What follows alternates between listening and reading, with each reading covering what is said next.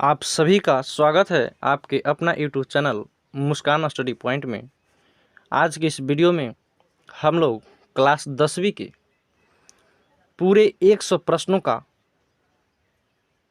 उसके डिस्कशन के साथ अध्ययन करेंगे, जो बोर्ड परीक्षा 2024 के लिए अति ही महत्वपूर्ण होगा।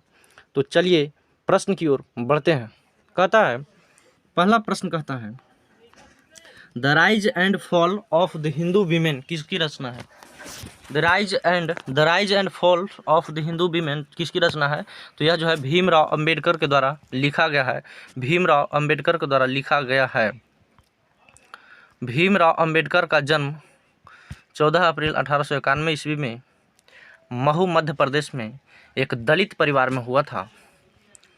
अगला प्रश्न कहता है कि सेन साहब की नई मोटर कार किस रंग की है? तो सेन साहब की जो नई मोटर कार था उसका कलर जो है वह काला था। और इसी कार को जो है जब टच किया था गिरधर लाल का बेटा मदन, तो सेन साहब के ड्राइवर सोफर ने उसे ललकारता हुआ पीटा था, भगाया था। अगला प्रश्न कहता है कि मैक्स मुलर की दृष्टि में सर्वविध संपदा और प्राकृतिक सौंदर्य से परिपूर्ण कौन सा देश है? तो मैक्स मुलर की दृष्टि से सर्वविध संपदा और प्राकृतिक सौंदर्य से परिपूर्ण देश भारत है, क्योंकि उन्होंने कहा कि भारत एक ऐसा देश है जिसके धरातल पर ही स्वर्ग की छटा निखर रही है, जिसका प्रत्यक्ष उदाहरण है धरती का स्वर्ग कहा जाता है जम्मू कश्मीर को।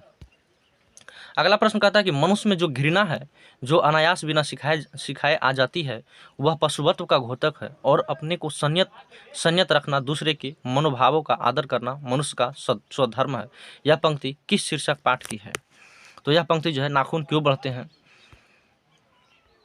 ऑप्शन सी होगा। कहा जाता है, बार बार क्वेश्चन आता है कि नाखून क्यों बढ़ते हैं। तो नाखून जो है मनुष्य के पशुता का जो है चिन्ह होता है, संकेत होता है, और मनुष्य जो है पशु नहीं कहलाना चाहता है। यही कारण है कि मनुष्य जो है बार बार अपने नाखून को काटता है। अगला प्रश्न कहता है कि मेंडलीफ किसकी रचना है? मेंडलीफ किसकी रचना है? तो मेंडलीफ जो है गुणाकर मूल्य का रचना है। गुणाकर मूल्य नागरी लिपि के लेखक हैं गुणाकर मूल्य। अगला प्रश्न कहता है देवनागरी के जादव शासकों के लेख किस लिपि में है? तो यह नंदी नागरी में प्राप्त हुआ था। देवनागरी के जादव शासकों का जो लेख था वह नंदी नागरी से प्राप्त हुआ था, विकल्प ए होगा। अगला प्रश्न कहता है कि लेखक अमरकांत को किस लेखन के लिए साहित्य अकादमी पुरस्कार प्राप्त हो चुका है? तो कथा लेखन के लिए इन्होंने जो है साहित्य अकादमी पुरस्कार मिला था, विकल्प बी होगा। अगला प्रश्न कहता है बहादुर कैसा लड़का था? तो बहादुर जो है वह हंसमुख और मेहनती लड़का था, जो नेपाल से आया था, माँ के डर के मार जो है आया था। अगला प्रश्न कहा है कि जो महत्व ऐतिहासिक भौतिकवाद के लिए इतिहास का है, वही आलोचना के लिए साहित्य की परंपरा का है। यह पंक्ति किस शीर्षक पाठ की है? तो यह पंक्ति जो है परंपरा का मूल्यांकन से लिया गया है। परंपरा का मूल्यांकन, विकल्प डी होगा। अगला प्रश्न कहता है कि कौन आमलेट नहीं खाता था? तो पंडित बिरजू महाराज जो है वह आमलेट नहीं खाते थे, हालांकि इनके चाचा जो है कभी कभी खिला देते थे। पंडित बिरजू महाराज जीत मैं निरखत हूँ के लेखक है, और यह जो है कथक डांस करते थे। कम्पिटेटिव एग्जाम में भी पूछता है कि उनका डांस जो है कौन सा था, तो कथक था, जो उत्तर भारत का प्रचलित नाट्य है। कहता है कि अशोक वाजपेयी के पिता का नाम क्या था? तो अशोक वाजपेयी का पिता का नाम जो है परमानंद वाजपेयी था। विकल्प सी होगा। अगला प्रश्न कहता है कि विलनब क्या है? विलनब जो है फ्रांस का एक छोटा सा गाँव है। विकल्प डी होगा। आगे हम लोग देखें तो कहता है कि लेखक को गीले कपड़ों में देखकर कौन नाराज हुई थी?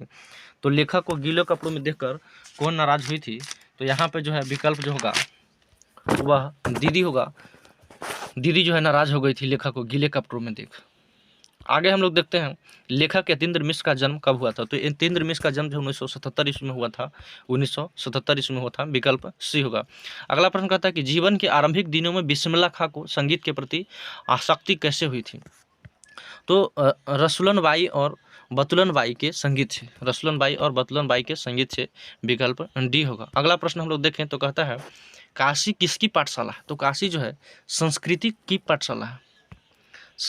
पाठशाला है, विकल्प बी होगा। आगे हम लोग देखें तो कहता है राष्ट्रपिता महात्मा गांधी का जन्म कब हुआ था? तो राष्ट्रपिता महात्मा गांधी का जन्म 1869 ईस्वी में 2 अक्टूबर 1869 ईस्वी में जो है गुजरात के पोरबंदर नामक जिला में हुआ था। गांधी जी को महात्मा किसने कहा था? तो गांधी जी जो है को महात्मा जो है, महात्मा की उपाधि रविंद्रनाथ टैगोर के द्वारा दिया गया था, विकल्प डी होगा। आगे हम लोग देखें तो कहता है किसका विवादास्पद महाभारत पहले पहल प्रस्तुत किया जाने वाला था, पीटर ब्रुक का। किसका था? पीटर ब्रुक का था, विकल्प ए होगा। आगे हम लोग देखें तो कहता है कि बिरजू महाराज सबसे बड़ा एग्जामिनर या जज किसे मानते थे? तो बिरजू महाराज जो है अपनी अम्मा को सबसे बड़ा जज मानते थे, क्योंकि वह जो भी डांस करते थे वह सबसे पहले जो है अपने माँ के पास डांस करते थे। जहाँ भी डांस स्टेज शो भी करते थे तो माँ को जो है जज करने के लिए दिखाते थे कि कैसा हमारा डांस है, परफॉर्मेंस किस तरह का है। अगला प्रश्न कहता है कि द का उच्चारण स्थान क्या है? तो द, त, थ, द दंत से होता है। कवर्ग जो है कंठ से होता है। कवर क से ज्ञ तक जो होता है में जितने 25 गो स्पर्श व्यंजन है उसमें क से अंग तक जो है वह कवर्ग होता है कंठ से। च से न य तक जो होता है वह च वर्ग से। तालु से। और ट से न तक जो होगा वह मूर्धा से। त से जो होगा वह न तक वह दंत से। प से जो है म तक होगा वह ओठ से होगा। अगला प्रश्न कहता है निश्चल शब्द का संधि विच्छेद क्या होगा? तो निश्चल शब्द का संधि विच्छेद निह प्लस छल होगा, विकल्प डी होगा। आगे हम लोग देखें तो कहता है कि निम्न में शुद्ध शब्द कौन है? शुद्ध शब्द जो है वह अनधिकार है। अनधिकार, अधिकार का उल्टा होता है अनधिकार, विकल्प सी होगा। आगे हम लोग देखें तो कहता है मई शब्द कौन संज्ञा है? मई जो है वह कौन संज्ञा है? तो व्यक्तिवाचक संज्ञा है। मई, मई मतलब जो है यह जो है महीना का नाम है मई। और मई जो है यह व्यक्तिवाचक संज्ञा है, चूंकि मई का नाम लेने से मई का ही बोध होता है। किसी खास व्यक्ति वस्तु स्थान का बोध हो तो व्यक्तिवाचक संज्ञा कहलाता है, पर्टिकुलर नाउन कहलाता है, प्रॉपर नाउन कहलाता है। आगे हम लोग देखें तो अपराध शब्द का कौन लिंग है? अपराध शब्द जो है वह कौन लिंग होता है? तो अपराध जो होता है वह पुल्लिंग होता है, पुल्लिंग होता है, विकल्प बी होगा। अगला प्रश्न कहता है कि कर्पूर शब्द क्या है? तो कर्पूर जो होता है वह तत्सम होता है। संस्कृत के मूल शब्द को हिंदी में तत्सम कहते हैं। आगे कहता है कि श्याम शब्द का स्त्रीलिंग क्या है? श्याम शब्द का जो स्त्रीलिंग होता है वह श्यामा होता है, श्यामा होता है, विकल्प डी होता है। आगे हम लोग प्रश्न देखें तो डाल पर चिड़िया गाती है यह किस कारक का उदाहरण होता है? तो डाल पर चिड़िया गाती है यह जो है अधिकरण कारक का उदाहरण होता है। अधिकरण में पेपर, अधिकरण विकल्प होगा। कारक के विभक्ति चिन्हों के साथ भी याद रखना है, क्योंकि हर सेट में जो है एक एक प्रश्न डाल दिया जा रहा है। कलम, यह कलम किसकी है? यह विशेषण का उदाहरण है।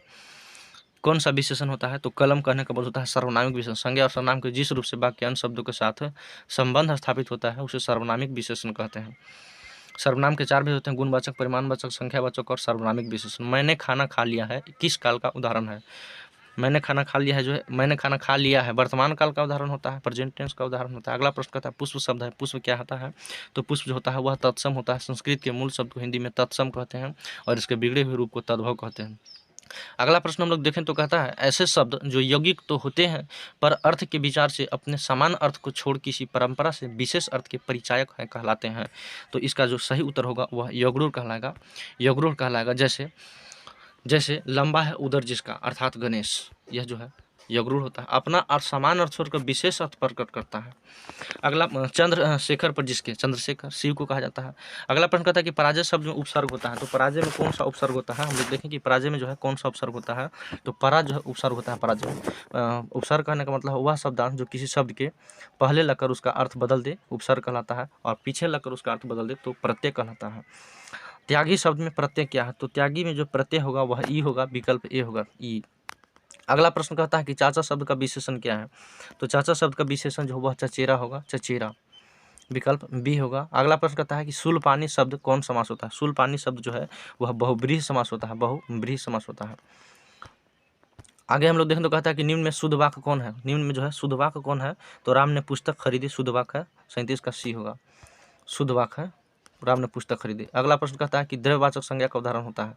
तो द्रव्यवाचक संज्ञा का उदाहरण यहाँ हो जाएगा दूध, जिसे नापा या तौला जाए, the noun which can be measured. अगला प्रश्न कहता है कि उसने अपने भाई का घर खरीदा, किस वाक्य का उदाहरण है? तो यह जो होता है वह सरल वाक्य है।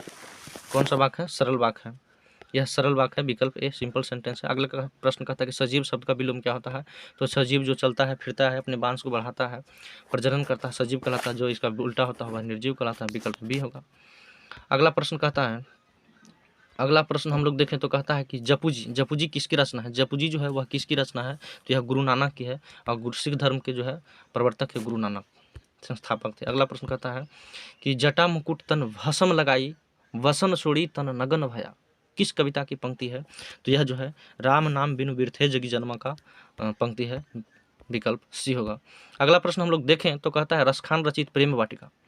रसखान रचित प्रेम वाटिका किस प्रकार की रचना है? तो प्रेम निरूपण संबंधी, विकल्प डी होगा। 43 का विकल्प जो है डी हम लोग देखेंगे, प्रेम निरूपण संबंधी। अगला प्रश्न कहता है कि इनमें से किसका रवैया सवैया और घनाक्षरी अत्यंत प्रसिद्ध है? तो अत्यंत प्रसिद्ध जो है घनानंद का है, घनानंद का विकल्प ए होगा। अगला प्रश्न कहता है कि रसिक समाज की स्थापना किसने की? तो रसिक समाज की स्थापना जो है बद्री नारायण चौधरी प्रेमघन जिसको कहते हैं ने किया था, विकल्प बी होगा। अगला प्रश्न कहता है कि बीना किनकी रचना है? तो बीना जो है वह सुमित्रानंदन पंत की है, सुमित्रानंदन पंत की है। अगला प्रश्न कहता है कि रामधारी सिंह दिनकर का जन्म कब हुआ था?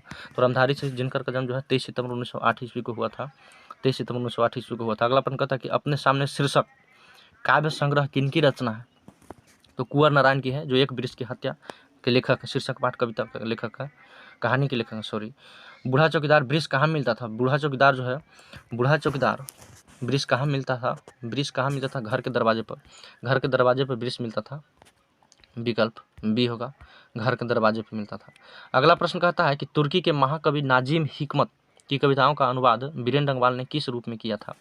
50 की हो जाएगा हमारा सी, पहल पुस्तिका, पहल पुस्तिका, विकल्प सी। अगला प्रश्न कहता है कि रेन मारिया रिल्के की माता का क्या नाम था? तो रेन मारिया रिल्के जो है उसकी माता का नाम सोफिया था, विकल्प डी होगा। अगला प्रश्न कहता है मेरे बिना तुम प्रभु का लेखक है रेन मारिया रिल्के। किनकी आरंभिक काव्य प्रकृति और सौंदर्य के संवेदनशील अभिव्यक्तियों से परिपूर्ण है? वामन का ए होगा, सुमित्रानंद पंत, इनका जन्म जो 1900 ईस्वी में हुआ था। अगला प्रश्न कहता है कि कवि प्रेमघन के अनुसार भारत में आज कौन सी वस्तु नहीं दिखाई देती? तो कवि प्रेमघन के अनुसार जो है आज भारत में जो है कवि को भारतीयता दिखाई नहीं देता है, क्योंकि रहन सहन, चाल चलन, पढ़ाई लिखाई उसका हर तरह से जो है उसका बदल गया है, स्वभाव ही बदल गया है, सब भारतीय छोड़ करके विदेशी हो गई है। क्योंकि दुनिया जो है अपना मातृभाषा हिंदी है, इसको छोड़ करके लोग इंग्लिश पढ़ता है, अतः जो है कवि के अनुसार हमारा जो है वस्तु हमारे देश में ही नहीं दिखाई दे रहा है भारतीयता, और हम लोग अंग्रेज हो गए। अगला प्रश्न कहता है कवि गुरु नानक के अनुसार इस दुनिया में राम नाम कीर्तन के बिना क्या व्यर्थ है? जन्म और जीवन जो है व्यर्थ है, जन्म और जीवन, विकल्प सी होगा। अगला प्रश्न कहता है कि उत्तर प्रियदर्शी शीर्षक नाटक किसकी रचना है? तो यह जो है सच्चिदानंद हिरण बासान अजय का है, विकल्प ए होगा। आगे हम लोग प्रश्न देखें तो कहता है जनता की रोके राह, समय में ताव कहाँ, वह जिधर चाहती काल उधर ही मुड़ता है। प्रस्तुत पंक्तियां किस कविता से उद्धत है? तो प्रस्तुत पंक्तियां जो है वह जनतंत्र का जन्म से उद्धत है, जनतंत्र का जन्म, विकल्प बी होगा। अगला प्रश्न हम लोग देखें तो कहता है कुंवर नारायण, जो एक वृक्ष की हत्या के लेखक है, कुंवर नारायण का जन्म कब हुआ था? तो कुंवर नारायण का जन्म जो है 1927 ईस्वी में हुआ था, 1927 ईस्वी में हुआ था, विकल्प सी होगा। अगला प्रश्न कहता है कि हमारी नींद कविता में किसका जीवन क्रम पूरा हुआ? तो मक्खी की बात कही गई है, 58 का डी होगा, मक्खी का बात किया है, विकल्प डी होगा। अगला प्रश्न हम लोग देखें तो कहता है सुमित्रानंद पंत का अंतिम काव्य क्या था? तो सुमित्रानंद पंत का अंतिम काव्य जो है लोकायतन था, विकल्प ए होगा, लोकायतन। अगला प्रश्न कहता है कि मानव का रचा हुआ सूरज मानव को भाप बनाकर सूख गया, यह पंक्ति किस कविता से उद्धत है? तो यह पंक्ति जो है हिरोशिमा से उद्धत है, हिरोशिमा, विकल्प बी। जो पुरुष कविता रचता है उसके लिए एक शब्द है, तो उसको जो है कवि कहते हैं। जो स्त्री कविता लिखती है उसको कवित्री कहते हैं, कवित्री कहते हैं। कवि का जो है पुल्लिंग स्त्रीलिंग होता है कवित्री, पोएट्री। अगला प्रश्न हम लोग देखें तो कहता है एक आंख से देखना मुहावरे का अर्थ क्या होता है? तो एक आंख से देखना मुहावरे का अर्थ जो होता है बराबर मानना होता है, बराबर मानना, विकल्प डी होगा। अगला प्रश्न कहता है कि यरलव क्या है? तो यरलव जो है वह अंतस्थ व्यंजन होता है, यरलव 4 गो जो है अंतस्थ व्यंजन होता है, विकल्प बी होगा। अगला प्रश्न कहता है कि यशोधरा का संधि विच्छेद क्या होता है? यशोधरा का संधि विच्छेद जो है यश जो धरा होगा, विकल्प ए होगा हमारा। हरि शब्द कौन संज्ञा होता है? तो हरि शब्द जो है तो वह व्यक्तिवाचक संज्ञा होता है, चूंकि हरि किसी व्यक्ति का नाम है तो यह व्यक्तिवाचक संज्ञा होता है, पर्टिकुलर व्यक्ति का नाम होता है, पर्टिकुलर पर्सन का नाम होता है, तो यह प्रॉपर नाम होता है। अगला प्रश्न कहता है कि रात को पहरा देने वाला आज घर चला गया किस पदबंध का उदाहरण होता है? तो यह जो होता है संज्ञा पदबंध का उदाहरण होता है, विकल्प ए होगा। अगला प्रश्न कहता है कि निम्न में शुद्ध वाक्य कौन है? निम्न में जो है शुद्ध वाक्य कौन है? तो राजा दशरथ की 3 रानियां थी, यह शुद्ध वाक्य है, विकल्प ए होगा। अगला प्रश्न हम लोग देखें तो कहता है कि सबधन किस विशेषण का उदाहरण है? सबधन किस विशेषण का उदाहरण होता है? यह जो है परिमाण बोधक का उदाहरण होता है, विकल्प ए होगा। आगे हम लोग देखें तो कहता है कि रसखान रचित प्रेम वाटिका किस प्रकार की रचना है? तो रसखान रचित प्रेम वाटिका जो है वह तत्सम का उदाहरण होता है, सॉरी प्रेम निरूपण संबंधी होता है, विकल्प डी होगा, प्रेम निरूपण, विकल्प डी होगा, प्रेम निरूपण, विकल्प डी होगा। आगे हम लोग देखें तो कहता है कि इनमें से किनका रवैया, किनका सवैया और घनाक्षरी अत्यंत प्रसिद्ध है। तो घनानंद का विकल्प ए होगा, 44 का ए होगा। आगे हम लोग देखें तो कहता है कि रसिक समाज की स्थापना किसने की? तो रसिक समाज की स्थापना जो बद्री नारायण चौधरी प्रेमघन ने किया था, 45 के बी। अगला प्रश्न कहता है बीना किनकी रचना है? तो बीना जो है सुमित्रानंद पंत की रचना है।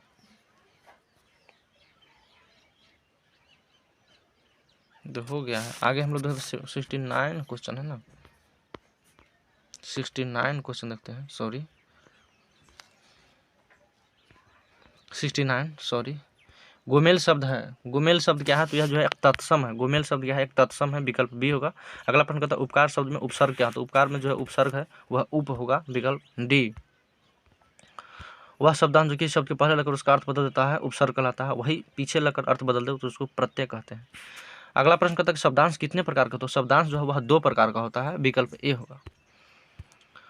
सर्प शब्द में प्रत्यय क्या है? तो सर्प में प्रत्यय जो है अ होगा। सर्प में प्रत्यय क्या होगा? अ होगा, विकल्प ए। अगला कहता है कि अपमान शब्द का विशेषण क्या होता है? अपमान शब्द का विशेषण जो है अपमानित होगा, अपमानित, विकल्प बी।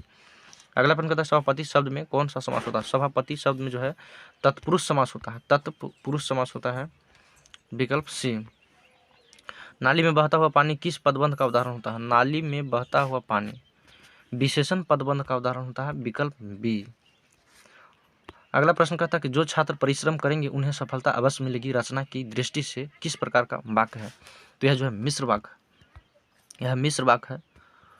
आकाश शब्द का पर्यायवाची क्या होता है? तो आकाश का नभ, नभ, गगन, व्योम, आसमान, अंतरिक्ष, अंबर, विकल्प डी होगा। अगला प्रश्न कहता है अंधकार शब्द का विलोम क्या होगा? तो अंधकार का विलोम जो है वह प्रकाश होगा, अंधकार का विलोम प्रकाश होगा, विकल्प ए होगा। शिव का उपासक के लिए एक शब्द होता है जिसको शैव कहते हैं, क्या कहते हैं? शैव कहते हैं। अगला प्रश्न कहता है घी के दिए जलाना मुहावरे का अर्थ होता है? तो घी के दिए जलाना जो है मुहावरे का अर्थ होता है प्रसन्न होना, अप्रत्याशित लाभ पर प्रसन्नता, विकल्प सी होगा। अगला प्रश्न कहता है कि सोना धातु कौन लिंग होता है? सोना जो है वह पुल्लिंग होता है, सोना जो है वह पुल्लिंग होता है, सोना जो है वह पुल्लिंग होता है, विकल्प बी।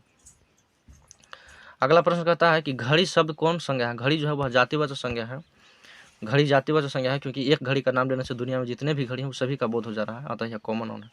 जेठ शब्द का स्त्रीलिंग क्या होता है? जेठ शब्द का स्त्रीलिंग जो होता है वह जेठानी होता है, विकल्प सी।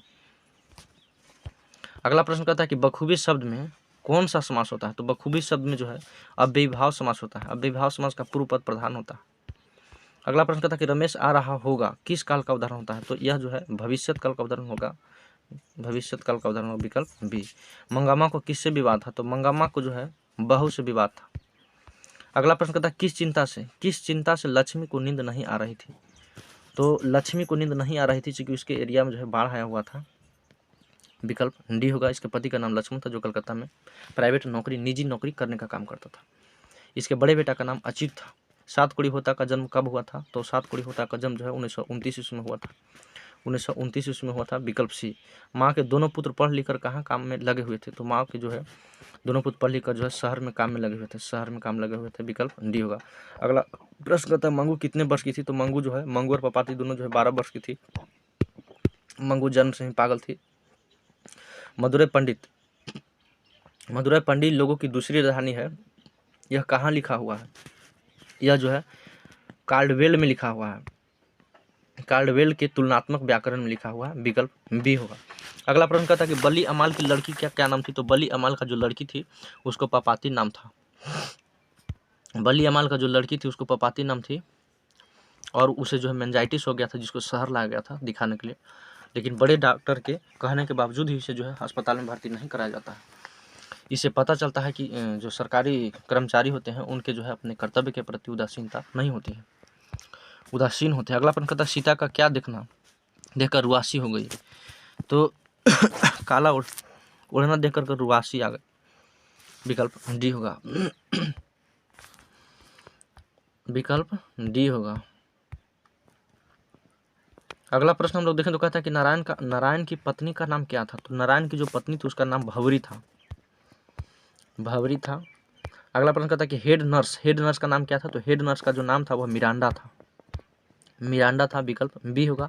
आगे हम लोग देखें तो कहता है कि वेदना कितनी क्रूरता से कौंच रही थी, उसका साक्षात्कार किसे जीवन में पहली बार हुआ? तो पुत्र को हुआ था, पुत्र को, विकल्प सी होगा। आगे हम लोग देखें तो कहता है कि ढहते विश्वास शीर्षक कहानी में स्कूल के 2 कमरों में लगभग कितने लोग खचाखच भर गए थे। तो यह 7 कोड़ी होता से है।